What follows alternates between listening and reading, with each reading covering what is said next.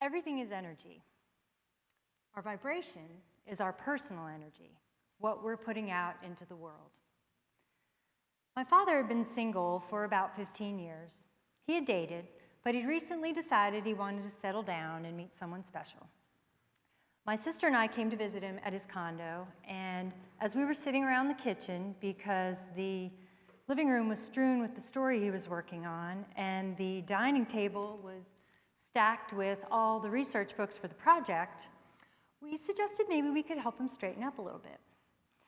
He got a little defensive, and we danced around the topic of his actually being open to having anybody over.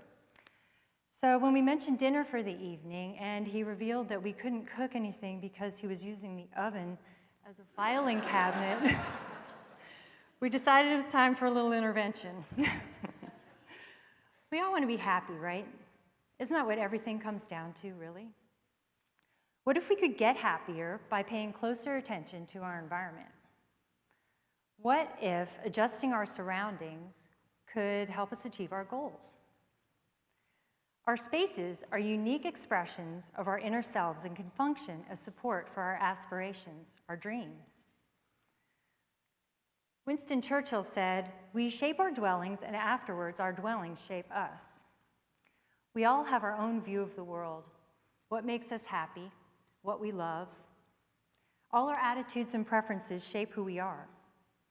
Our home is our personal oasis that can inspire us to be our best or limit us and hold us back. It's the front line for dealing with our joys and dealing with our pain. No matter the size or shape of your home, it can be a supportive and authentic reflection of you. If we pay attention to our surroundings and choose items, situations, relationships, and commitments that we love, we live with greater peace, happiness, and wholeness. There's an enormous benefit to being in a nurturing environment. Everything we surround ourselves with impacts our well-being. Our homes, workplaces, relationships, even our very thoughts, all are an outer reflection of our inner state. Identifying and creating an environment that is aligned with what we value and where we're going can bring us health and greater productivity. Do you know where you thrive? You might be a city person and love the energy of all the people and activity all around you. Or you may prefer wide open spaces and really need that solitude. You might fall somewhere in the middle and like to have your own personal space, but also really value the community and nearness of friends and neighbors. In creating our homes, there are as many options as there are people. Notice how each of these settings makes you feel.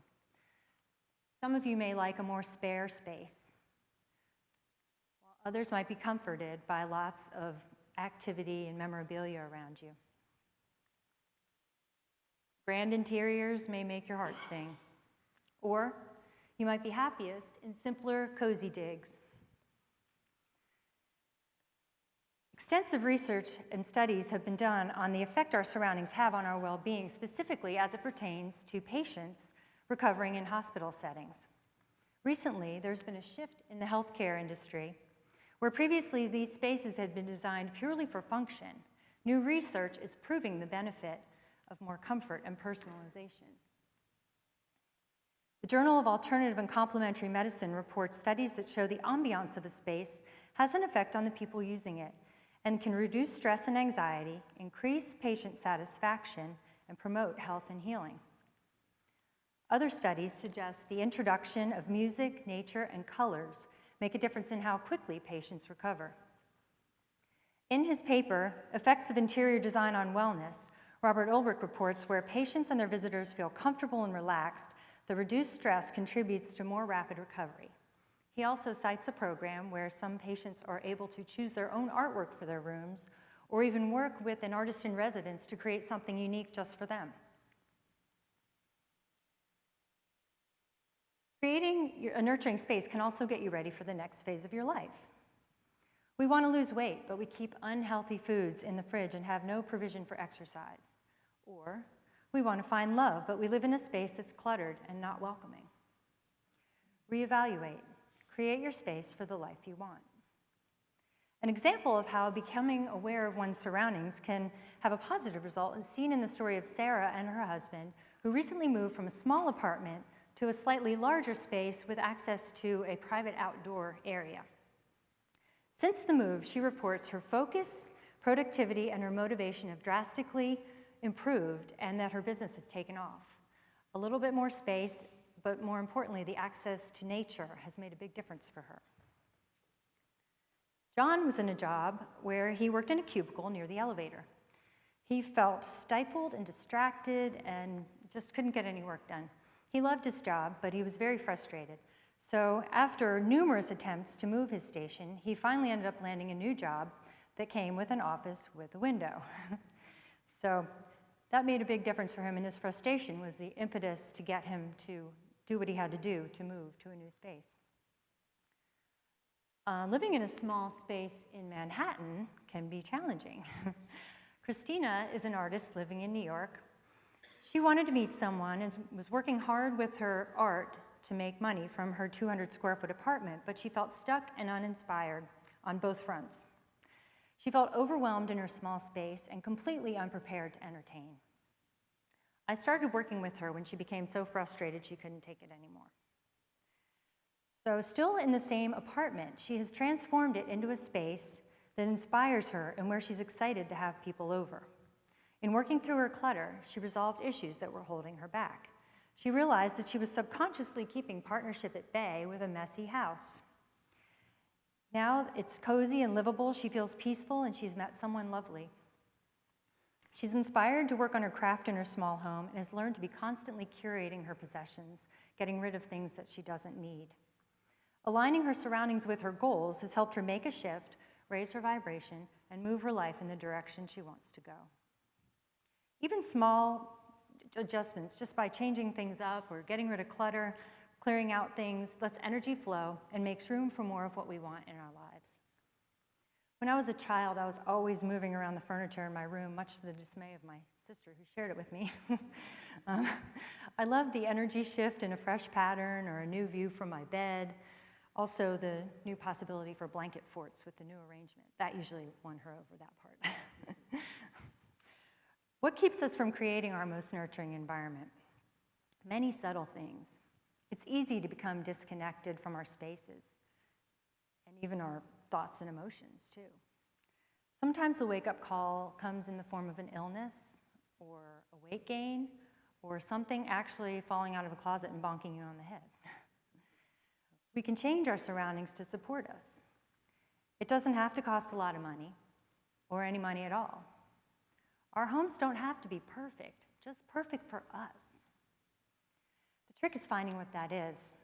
The first step is to get conscious and to notice our environment. Look at your space with fresh eyes. Do you like what you see? Is your space supporting where you want to go? Our personal surroundings are comprised of three elements: our actual physical surroundings, our relationships, and our thoughts. And those are all things we need to look at to see if we're happy. What are you tolerating in your life? An office with no window? Piles of clutter around your home? A job you hate? Outdated decor that you didn't choose in the first place? Too many tasks on your plate? A loveless marriage? Racing thoughts? Tyrese Gibson, from his best-selling book, How to Get Out of Your Own Way, says, "You are the master of your environment. You've got your own head and your own mind. So once you figure out what you want for yourself, you've got to create the proper environment to make sure you can live out all the things that you want." Self-awareness plays a vital role in identifying what we love and what we may have outgrown or never really wanted in the first place. We can drift and find ourselves surrounded by things that don't move us, putting up with things we don't realize are holding us back. The slow creep of clutter steals our energy and keeps us stuck. We hold on to things, relationships, and thoughts that don't serve us for many reasons: fear, guilt, living in the past, just making do. The sooner we identify what we don't need anymore and why we're having trouble letting it go, the sooner we can create the life we want. Let's find what makes us thrive. Let's figure out what we want. Get in touch with what we love. How do we do that? Start with making a list. 2 columns. Things I like, things I don't like. Write everything down. Things, items, people, places, attitudes, absolutely everything. Just keep a running list of what you like and what you don't like. It may sound simple, but the act of writing it down makes it clearer and helps us remember what we want in our lives and transform or discard what we don't. What's most important to you? Time with family and friends? Being successful in your career? Making an impact on your community or the world? If we're clear on our priorities, it's easier to make decisions. What we focus on expands. When our focus is cluttered with static, our aim gets muddled and we get stuck and frustrated. The shifts to create a home that supports you can be big or small.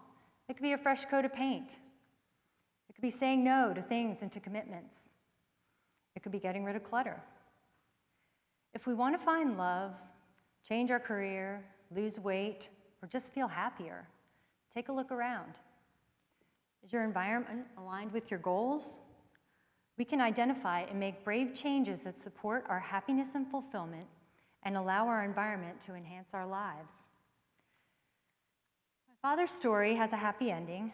A few months, a professional organizer, some soul searching and editing of his environment later, he met our now stepmom. While she would have loved him despite his oven full of important papers, getting his stuff cleaned out helped him make room in his life for a more serious relationship. What makes your heart sing is profoundly personal. Identify what you love. Get rid of what you don't. Surround yourself with things, people, and thoughts that inspire you. Create your environment from what you love. We can make our spaces inspirational. We can make them aspirational, so they encourage and support the way we want to live.